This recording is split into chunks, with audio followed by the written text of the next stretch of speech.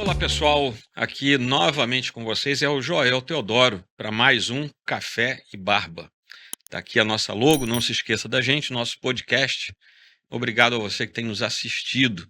A gente está, obviamente, aqui no Café com Aslan, na rua Ubaldino do Amaral 80, bem pertinho da Praça da Cruz Vermelha, no centro do Rio de Janeiro. Melhor café do Rio de Janeiro. Não precisa procurar, venha direto para cá, porque não existe outro igual. Hoje eu estou aqui com meu amigo, pastor, músico, professor, marido, João Costa. Antes de apresentá-lo, e ele próprio vai falar mais dele antes da gente começar nossos bate-papos, gostaria de lembrar você que eu pastorei a igreja presbiteriana do bairro Imperial, ali em São Cristóvão. Fica na rua Euclides da Cunha, 210. E o nosso culto é num horário alternativo, 17 horas, todo domingo. Você indo até lá, me procura, porque eu quero dar um abraço em você. Você vai dizer, eu fiquei sabendo através do podcast, eu quero dar um abraço em você. Bom, como eu falei para vocês em outras ocasiões, vai chegar uma hora, e isso está se aproximando, que eu vou precisar falar para vocês sobre as nossas necessidades para cobrir os custos aqui com o nosso podcast. Vai preparando o coração e vai orando, que você vai ter chance de colaborar conosco. Bom, eu estou aqui com o João Costa, meu amigo de alguns anos. É verdade. Né? Ele trafega nessa área de educação teológica, mentoreamento, pastoreio, música. E hoje nós vamos falar sobre educação teológica de alto nível no Brasil. João, se apresenta aí para o pessoal te conhecer. Muito legal. Depois dessa introdução, quase me sentindo como um homem vitoriano, nesse pleno cenáculo aqui no centro do Rio, no Café com Aslan. É um prazer. Obrigado pelo convite, Joel, fazer parte desse podcast. Bom, meu nome é João, eu moro no Rio de Janeiro, onde sirvo como membro na Igreja Cristã Nova Vida, aqui no bairro da Tijuca, bem pertinho de onde estamos gravando esse podcast. Sou casado com Mariana e, como meu querido amigo Joel falou, trabalho com educação teológica por meio de algumas organizações que têm parcerias diretas com grandes instituições dos Estados Unidos aqui no Brasil. Então, por meio do Christian Halls International, eu atuo como embaixador acadêmico do Gordon Conwell Theological Seminary, onde eu também sou professor adjunto de introdução aos estudos teológicos e sou coordenador acadêmico da Southeastern University, trabalhando com mestrados na área de educação em especial. Tem sido o meu foco de coordenação atualmente. Além disso, sou tradutor literário com foco maior em teologia, mas também atuando com filosofia, história, economia, política, e tento ser não um músico, mas alguém que busca adorar o Senhor com um instrumento, né, e vai ali tentando achar alguns acordes. Né? Músico mesmo são os meus amigos Alan, Eduardo Mano, que já esteve por aqui. Esses são músicos de verdade. Eu estou aprendendo. Legal. João, o nosso ritmo aqui é de bate-papo mesmo. Sim. Então, a gente vai conversar sobre esse assunto. Obrigado aí por você ter falado para as pessoas que nos ouvem quem você é, de onde você está vindo. E eu já aproveito para falar para você que também nos acompanha. Você vai ver 3 programas a gente com a mesma roupa, viu? Porque a gente não vai sair daqui correndo para mudar a camisa. Então, assim, eu já falei isso outras vezes para vocês, então vai ser desse jeito. Fica atento aí. João, a gente parece que vive tem dois excessos, vamos dizer assim. Que diz, existem algumas tradições que, graças a Deus, não são mais tão vigorosas aqui no Brasil, que dizem que a educação teológica é algo desnecessário, apaga o Espírito Santo, né? A letra mata, uma interpretação estranha disso aí. E tem um outro lado também que pode se arvorar uma casta elitista porque conseguiu estudar teologia. A gente, durante muito tempo, parece que teve que driblar esses 2 excessos. Como é que você está vendo a educação teológica hoje no Brasil? Uma educação de verdade. Porque também tem aquilo, né, João? um monte de portinha se abre, ainda mais em tempos de facilidade digital, um monte de coisa aparece. Mas e o ensino teológico bom, de verdade, de alto nível? Como é que você está vendo isso aqui no Brasil hoje? Eu creio que, evidentemente, em comparação com tempos passados, vivemos um avanço, é claro. Mas, parafraseando a palavra de Deus, os campos estão brancos e a seara é grande e temos poucos trabalhadores ainda, né? Louvamos a Deus por aqueles que têm fomentado essa busca pelo aprimoramento da educação, sobretudo a educação teológica aqui no Brasil, mas ainda temos muita coisa para fazer, muita coisa mesmo. E a gente tem que lidar com o flagrante anti-intelectualismo que ainda é parte do cenário evangélico brasileiro. Porque quando eu penso ainda sobre educação teológica e todo esse assunto em torno de erudição, por assim dizer, intelectualismo, e não ter vergonha de falar sobre isso, né? O fomento de intelectuais no campo da teologia, eu me lembro que o Brasil é um país dos memes. A lógica memética é o que movimenta o Brasil. E me parece que é o que movimenta grande parte desses milhões de evangélicos que se auto-intitulam assim aqui no nosso país. E num país de memes, num país onde até num programa recente aqui do Café e Barba, vocês falaram sobre essa turma que lê e um mero post de Instagram, um carrossel de Instagram nas redes sociais, ou uma frase no Twitter. O Twitter hoje é o quê? São 160 caracteres, né? Porque no passado era pouca coisa.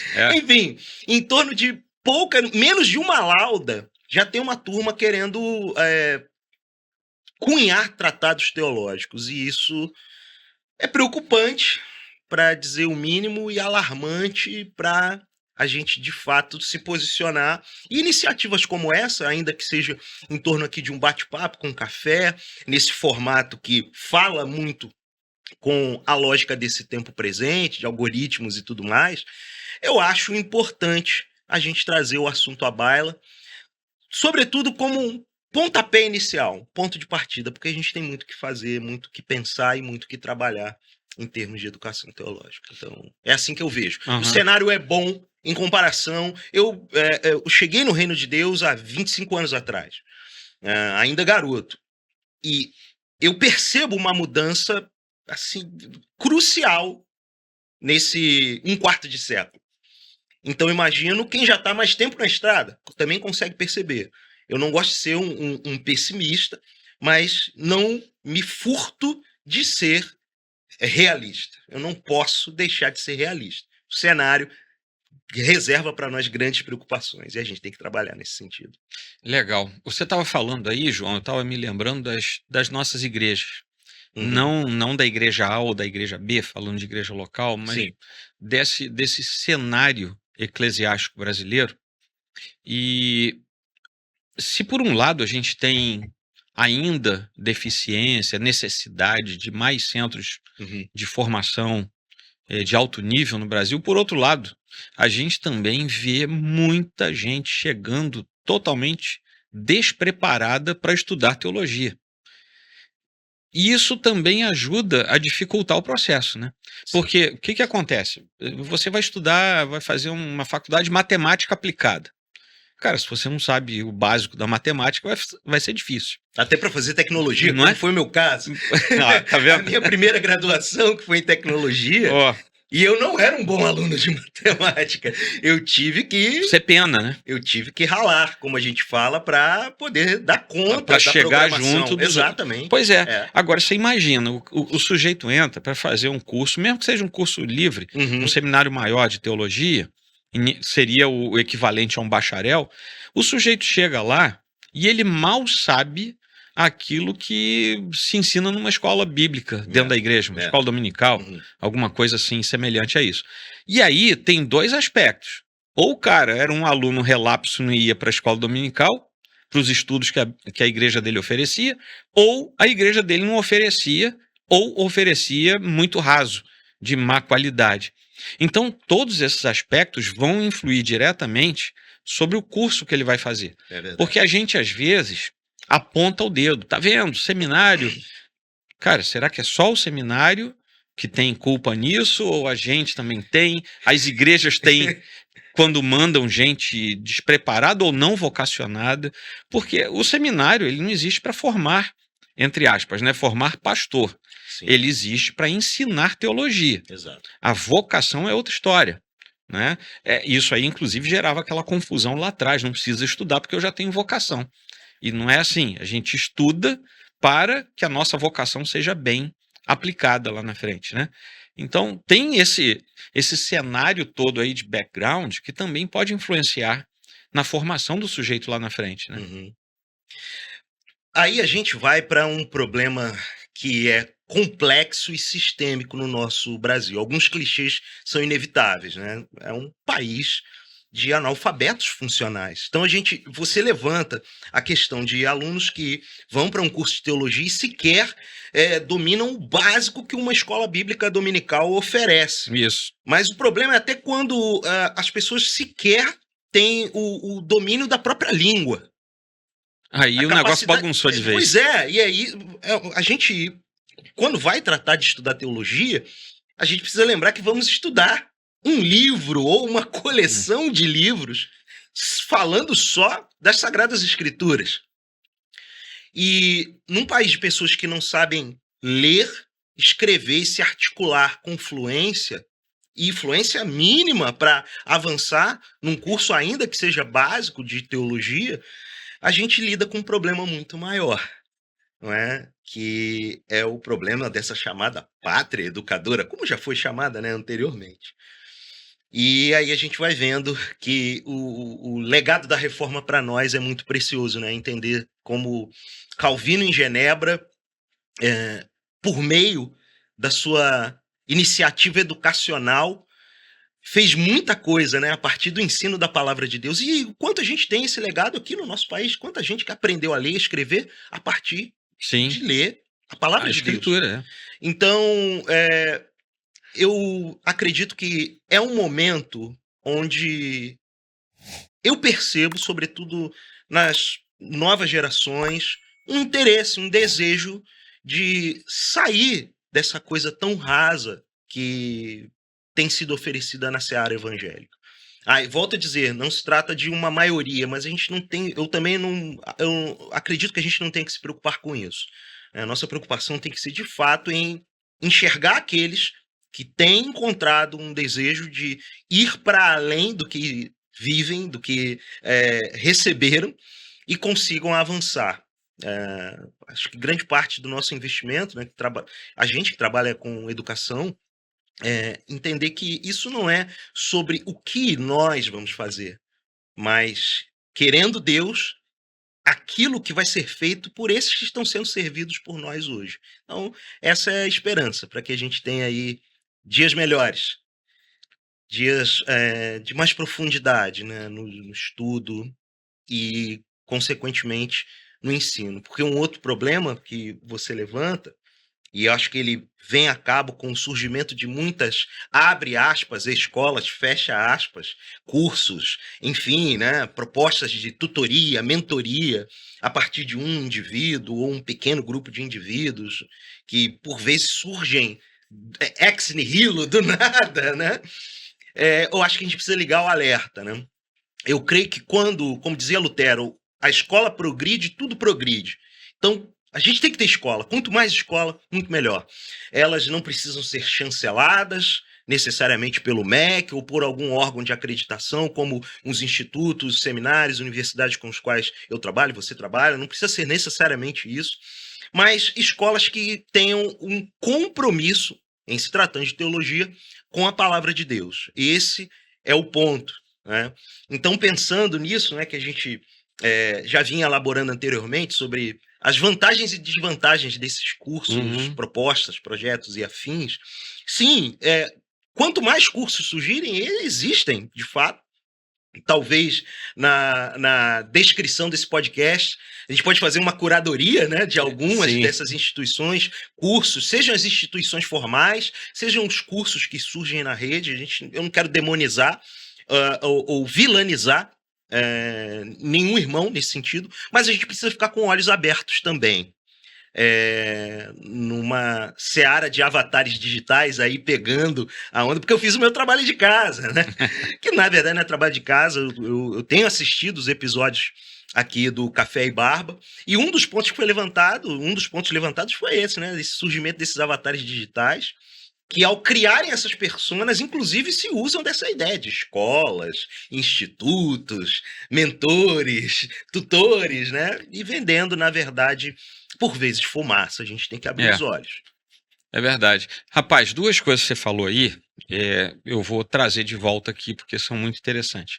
A primeira delas que eu anotei aqui para a gente falar, é essa questão da influência do Uhum, universo educacional público, secular, uhum, e como ele se desdobra depois, também mantendo influência na educação teológica.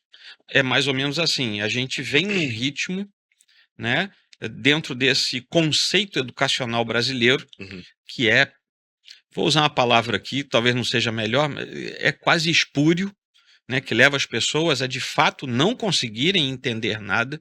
O sistema conduz a isso. uhum, Só que a pessoa passou ali 8 ou 9 anos do ensino fundamental, mais 3 do ensino médio, talvez tenha feito uma faculdade, aí vai parar dentro de um seminário. Ou seja, ela tem 9, 12, 12 ou 16, 17 anos de estudo mergulhado nesse sistema quando ele chega a um seminário teológico. Então, uhum, é isso que ele entende, é isso que ele sabe. Esse é o processo de ensino-aprendizagem que ele carrega. Ele vai botar isso lá na teologia. uhum, Ele vai carregar, porque é isso que ele conhece. É, então, isso aí talvez atravanque muito da nossa perspectiva e nos dê mais trabalho. Não é que a nossa missão talvez não seja consertar o irmão, mas seja apresentar a ele uma outra alternativa pela qual ele possa crescer mais habilmente, né, para se informar e para compreender melhor aquilo que ele está estudando ali. E a outra coisa, rapaz, você pontuou aí agora no final da sua fala, que é essa ideia do mentor. O sujeito que aparece, ele vira um guru. uhum. Se tem uma coisa que está proliferando no mercado, Sim, vou chamar mercado evangélico brasileiro, claro, é a presença do guru. é verdade. Olha, neste final de semana, não vou citar nomes, que aí vem processo depois, mas, rapaz, eu ouvi um desses gurus aí fazendo uma defesa absurdamente espúria dentro da área sexual. O cara tem, sei lá, 500 mil seguidores. E eu já descobri gente entrando pelo caminho absolutamente antibíblico, antiético, antinatural que ele propôs, porque foi ele que propôs. Ou seja, o guru, ele passa a ter mais credibilidade do que uma observação cuidadosa da escritura. Ora, a gente tem muita gente, inclusive do nosso lado, nas nossas igrejas, Uhum, que bebe nessas águas, bebe dessas águas. exatamente. E aí o cara fica confuso. Esses mesmos, muitos deles, estão nos seminários. E o que a gente faz? Eu sou um professor sem expressão midiática, tal, que estou ali com um sujeito ali na sala de aula. Mas ele sai dali, ele vai para casa, já vai escutando o podcast, não o nosso, Café e Barba, mas ele vai escutando um podcast de um cara que tem 1 milhão de seguidores. A tendência até emocional do cara é escutar o outro. Uhum, Se ele não tiver um filtro muito bom, isso aí, de certa maneira, perturba também a nossa natureza. Talvez esteja faltando também, e eu estou agora até na tangente do nosso assunto, talvez esteja faltando um pouco de apóstolo Paulo, falando cuidado com fulano, porque fulano, ele abandonou, ele saiu, ele não é mais isso, cuidado com ele. E às vezes a gente tem tanto dedo que não adverte. E por não advertir, a gente deixa o irmão afundar. É verdade. Eu não tenho problema nenhum. Eu não tenho a sua fidalguia, Joel.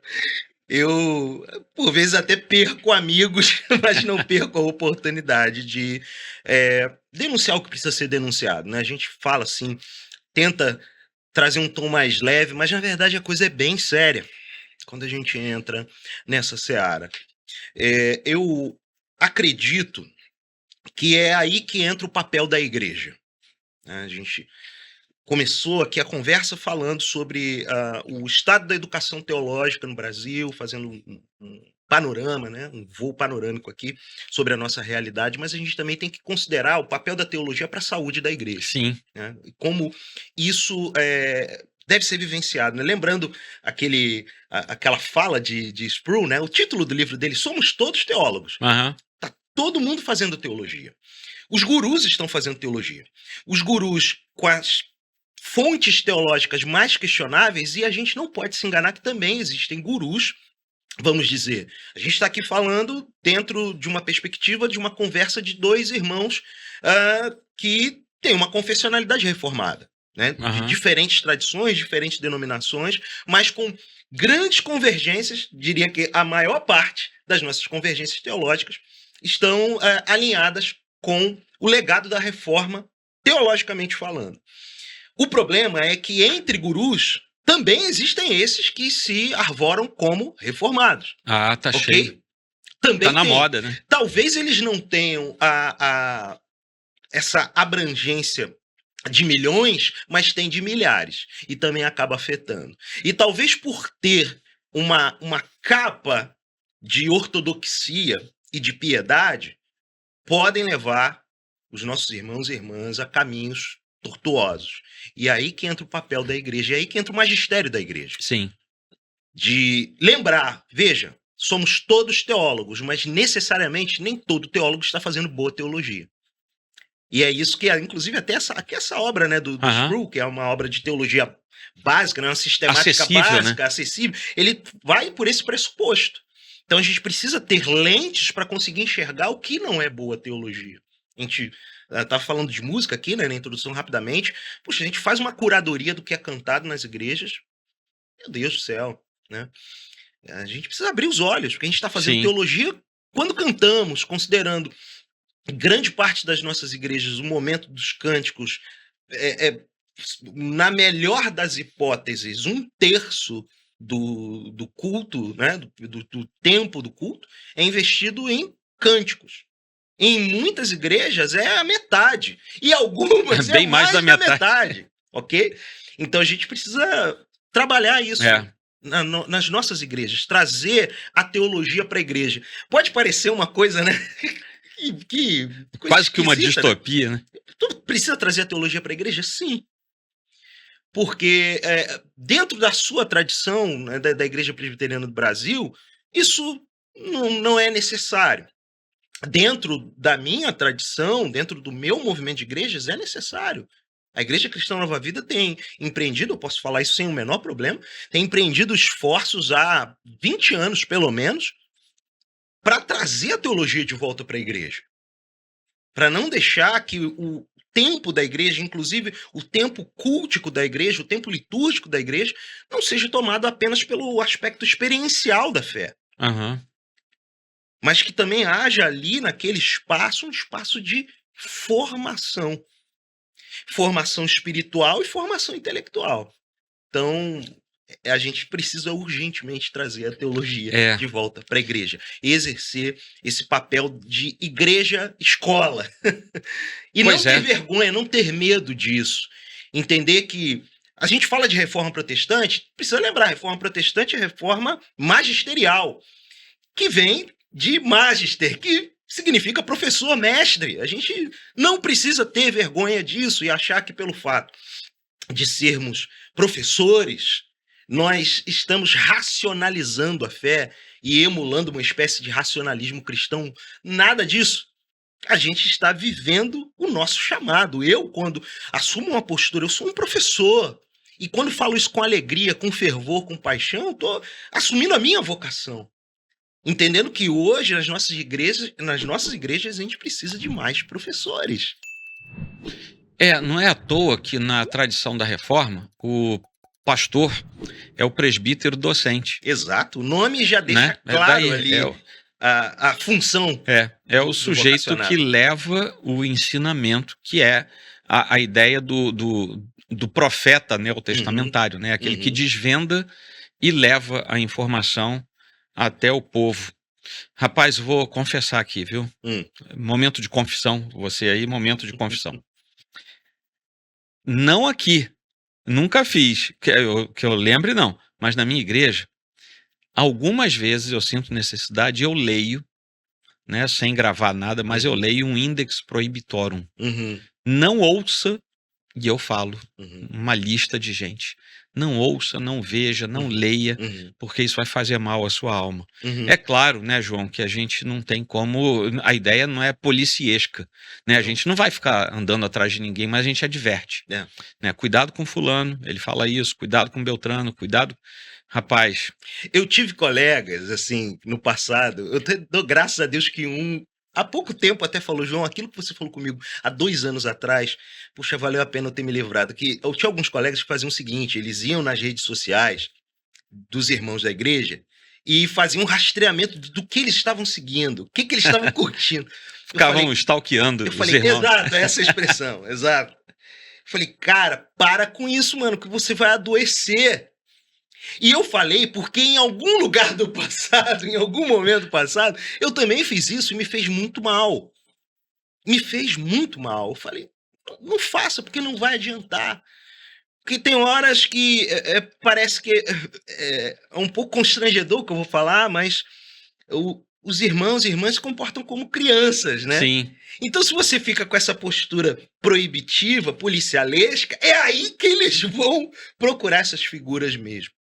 E aí é o trabalho do pastor e mestre se empenhar e se esmerar para oferecer o melhor possível em termos de ensino e discipulado, né?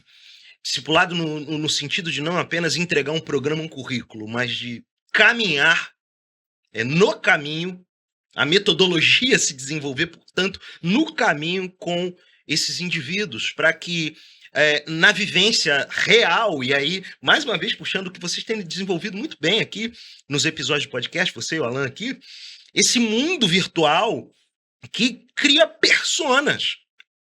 E o problema não é só as personas que vendem e se vendem, mas os consumidores das personas que transformam-se em avatares como consequência. E eu creio que o resgate da teologia na igreja diz respeito também ao resgate da vida cristã normal, da vida cristã comum, de compartilhar a mesa, de encontros de verdade, né? De desenvolver esse ambiente que eu creio que pode cativar as pessoas, no melhor uso da palavra, né? Seria a expressão, vamos dizer assim, mais ampla, mais abrangente de uma verdadeira teologia pública. Sem a gente virar um sociólogo, sem virar outra coisa. Sim. Seria trazer o conceito da teologia mais natural dentro da expressão bíblica e aplicar na sua vida. É a teologia pública na sua ortopraxia, na base. É isso aí. A partir da igreja, né? Quando a gente pensa em teologia pública, talvez as maiores referências para nós sejam os holandeses, né? A partir da tradição de Kuyper e tudo mais. E tudo começou na igreja. Então, tudo aquilo que a gente olha e tem como referência teologia pública, tem como base a comunidade de fé. E é a partir de lá que a gente tem que buscar essa vivência. Que por falar em Kuyper, já que você puxou aí o assunto, e daqui a pouquinho a gente vai para o final desse episódio, mas, rapaz, como a escola holandesa ajudou a gente, né? A entender essa questão de interação sem que a gente fosse necessariamente absorvido por esse universo extra corpus, né, do nosso conceito teológico, eclesiástico, eclesiológico. Os holandeses nos ajudaram bastante, né? Kuyper foi um sujeito profundamente preocupado com a educação, tanto é que deixa a Universidade Livre lá de Amsterdã, Sim. que infelizmente saiu do seu princípio de confessionalidade, saiu muito rápido, inclusive, né? Demorou quase nada, mas a preocupação dele, inclusive como alguém que produzia política na prática, na vida pública, né? Não apenas dentro da igreja ou no âmbito cristão, mas Como na vocação, vida como né? vocação, Podemos dizer como vocação. é a teologia a serviço da própria sociedade, vamos dizer assim, né? E ele exerceu isso magistralmente, né? Bom, rapaz, pelo que a gente falou aqui, pelo que você falou, a gente está melhor do que já foi. Me corrija aí se eu estiver errado, tá? A gente está melhor do que já foi, mas a gente ainda tem o que melhorar.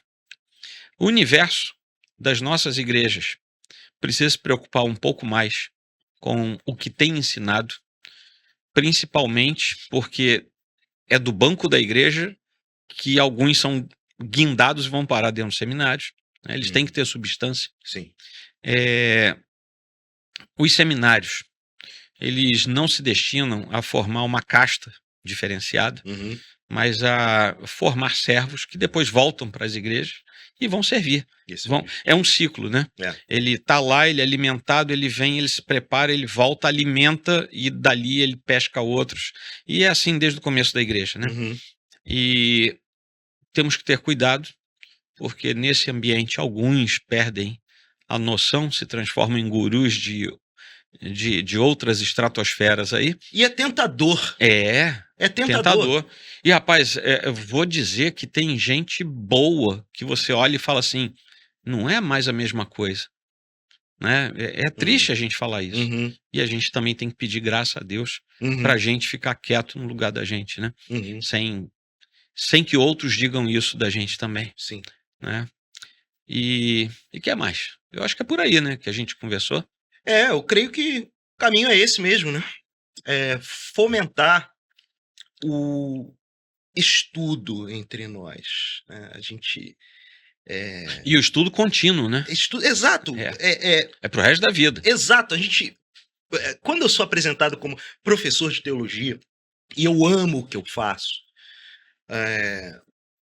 e não é por nenhuma falsa modéstia, nada do tipo, mas eu gosto de acrescentar professor e estudante de teologia, porque eu nunca vou deixar de estudar.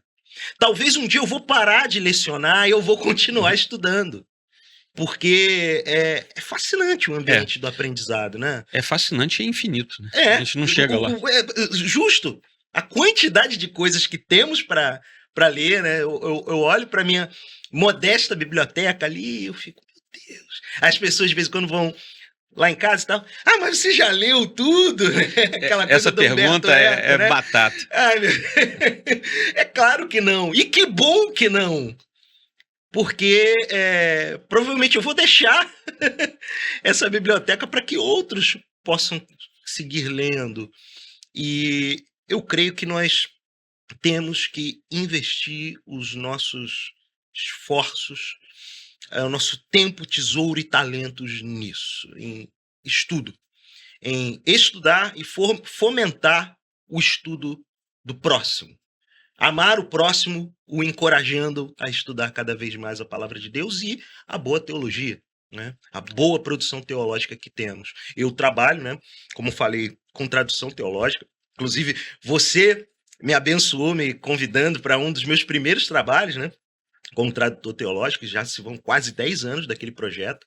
E eu tenho o privilégio de já ter traduzido para português Richard Gaffin, John Piper, Martin Lloyd-Jones, MacArthur, J.I. Packer, MacArthur, por mais que eu não concorde tanto, e muitos teólogos, missiólogos, Leslie Newbigin, que privilégio foi ter traduzido Leslie Newbigin para português, né? Um autor que fala pouco em português. E é um outro ponto que vale frisar, né? Hoje a gente tem uma boa gama de boa teologia, de teologia que até pouco tempo não falava em português, agora falando em português por Tá o meio acesso, tá aí. Exatamente. John Webster, por exemplo. Nunca tive o privilégio de traduzir um texto de John Webster, mas hoje já temos John Webster para português. Puxa, isso é muito legal, é muito encorajador. Para mim, que sou da indústria, dessa indústria vital, do mundo editorial, também, mas também como um encorajamento. Hoje é mais acessível para muita gente adquirir livros por meio de lojas virtuais e até as próprias editoras com suas promoções sazonais, enfim, é acessível muito mais do que quando eu comecei e provavelmente do que quando você começou. Com certeza. Então, por isso que eu tenho esse olhar razoavelmente positivo para o cenário atual. Eu digo hoje que não estuda quem não quer. Não estuda quem não quer. Sabendo usar essa ferramenta da internet com cuidado, com curadoria, daí volta ao papel da igreja, papel dos pastores, dos professores. A orientação. Então, talvez você que está assistindo esse podcast, por onde começar? Conversa com o seu pastor, deixa talvez um comentário, interaja aqui com esse podcast, que certamente você vai ter uma devolutiva, uma curadoria de links úteis, enfim, tem portais, sites com um monte de recursos, né? Pessoal estudar coisa boa gratuitamente. Então, eu fico aqui só com o que é possível, bem básico, mas se você quiser ir mais além, aí eu abro a oportunidade para o Joel falar um pouquinho sobre as possibilidades que temos aqui. Se o nosso tempo assim permitir, né? A gente vai poder falar mais disso, que a gente vai gravar mais alguns episódios aqui. Mas antes da gente fechar, eu compartilho dessa sua mesma alegria por saber que a coisa hoje está melhor do que já foi. Mas tem um projeto acontecendo que talvez a pessoa que está nos ouvindo agora ainda não conheça. Fala um pouquinho do projeto do Gordon Conwell, o que está acontecendo. E para você que não sabe, o João, que é meu chefe, né, eu tenho o privilégio de, a partir desse ano, também fazer parte do corpo docente, como adjunto lá no Gordon Conwell, através do Christian Halls aqui no Brasil. Mas fala um pouquinho como é que a pessoa fica sabendo disso. Que cursos são oferecidos em português? Perfeito. Nós, como falei no início, o Joel levantou agora essa oportuna bola. Gordon Conwell Theological Seminary para quem trafega no mundo da teologia, uma instituição de peso, com uma tradição de um órgão que foi fundado em 1969, então já são algumas décadas, formando gente como Kevin DeYoung, Tim Keller, Mark Dever, entre outros teólogos assim de renome dos Estados Unidos, e que tem pessoas no corpo docente, que teve pessoas no corpo docente do quilate de Walter Kaiser Jr., Gordon Fee, Richard Lovelace, Luiz Saião aqui do Brasil, enfim, uma escola de peso que desde 2023 oferece o programa de mestrado em estudos teológicos totalmente EAD, em português e com valores bastante acessíveis. Então, a gente vai deixar, né, claro, o link na descrição desse episódio, ou talvez no primeiro comentário, de christianhalls.com.br. Christian Halls é uma instituição educacional cristã com sede no Brasil, que tem atuado na área de fomento à educação superior sem abrir mão do discipulado cristão, com uma mentalidade de tutoria e mentoria, não a partir de altos gurus, de pretensos gurus, mas de gente devotada e comprometida e, acima de tudo, qualificada nessa área acadêmica. Então, acesse christianhalls.com.br que você vai ter maiores informações. E o link direto com as informações sobre o Gordon Conwell e o programa de mestrado em estudos teológicos em português vai estar disponível na descrição ou no primeiro comentário desse episódio. Acho É que isso aí. É uma breve importante, apresentação. é importante você se inteirar disso, né? E outra coisa, as aulas são feitas à distância, mas elas são síncronas. Uhum. Então, uma coisa que tem me chamado a atenção, viu, João? É o altíssimo nível de participação dos alunos, né? Eles participam muito, muito, muito, Uhum. porque é uma coisa muito integrada, né? Mesmo estando cada um num lugar, e tem gente até fora do Brasil, em língua portuguesa, mas o nível de interação é muito elevado, né? Então E isso é muito bom. exatamente. Nós vivemos essa realidade hoje das telas. Você está diante de uma tela agora, eu diante de uma câmera, e essa é a realidade. Porém, temos como minimizar os riscos e danos que esse tipo de interação provoca. A gente não pode fechar nossos olhos para isso.